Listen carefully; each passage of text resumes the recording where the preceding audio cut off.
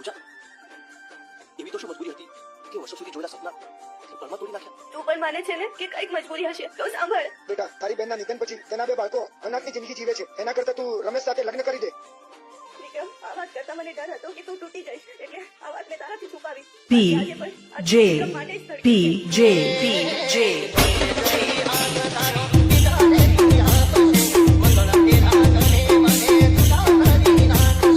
DJ Mix Song.